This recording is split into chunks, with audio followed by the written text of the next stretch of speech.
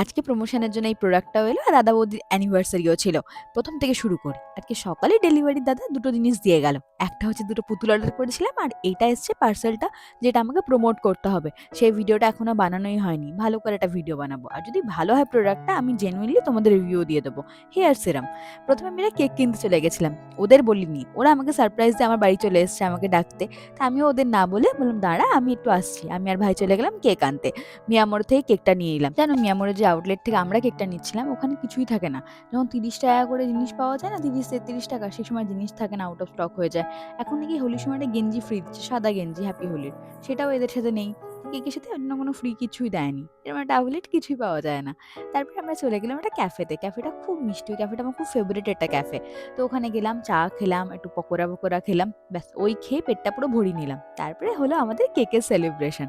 কেকের যে নামটা আছে দেখে তোমরা হাসাহাসি করো না, ওটা ওরা একে অপরকে ভালোবেসে ডাকে, ওই জন্য আমি ভাবলাম কেকের উপর ওটাই লেখা থাকে। আজকে আমার দাদা ভাইদের 2 বছর কমপ্লিট হলো বিয়ের। ওর যখন বিয়ের কুলোটা ছিল না, সেটা আমি ড্র করেছিলাম। তখন আমার চ্যানেলে সাবস্ক্রাইবার এত ছিল না যে চ্যানেলটার জন্য আমি এখন প্রমোশনে গিফট পাচ্ছি। তখন মোটামুটি কমই ছিল, বাট আমি চেষ্টা করলাম চ্যানেলটাকে গ্রো করার।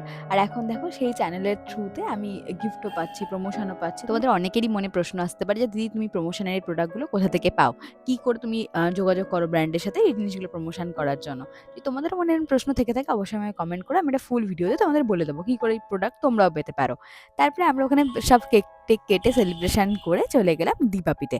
দীপাপি আমাদের যে বারাসাতের যে শাখাটা আছে ওখানে চলে যাওয়ার পর আমরা বিরিয়ানি অর্ডার দিয়ে দিলাম। বিরিয়ানি বেশি আসতে সময় লাগেনি, মিনিট 20 হয়তো লেগেছে, কিন্তু খেতে লেগেছে অনেক টাইম, কারণ পেটে একটুও জায়গা ছিল না। আমার দাদা ভাই আর বৌদি ভাই সব থেকে লক্ষ্মীর মতো খেয়েছে, ভাইয়াও ভালো খেয়েছে, আমি শুধু কিছু খাবার খেতে পারিনি।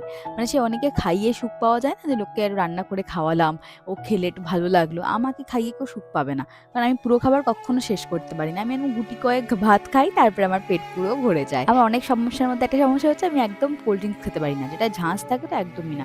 স্প্রাইট, কোকোকলা এগুলো তো আমি খেতেই পারি না, আমার প্রচন্ড ঝাঁজ লাগে। আমি যেন মাজা ফ্রুটি এইসব খাই, কিন্তু ভাবো 1 প্লেট বিরিয়ানি খাওয়ার পর তুমি তো আর মাজা ফ্রুটি খেতে পারবে না। তাই নতুন আজকে একটা ড্রিঙ্কস পেলাম মাত্র 10 টাকায়, কি এটা জিরার ড্রিঙ্কস। এটা খেতে পারো যারা আমার মতো এরকম প্রবলেমে ভোগো, কি ভালো খেতে গো। তারপর আমি একটা পানের দোকানে গেলাম। আর পানের দোকানে পান খাবো না এটা কি হতে পারে, আমরা খেয়ে নিলাম পান। তারপর আমার স্টুডেন্টের জন্মদিন ছিল, ওর বাড়িতে গেলাম ওকে সারপ্রাইজ গিফট দিতে, ব্যাস দিনটা শেষ হয়ে গেল।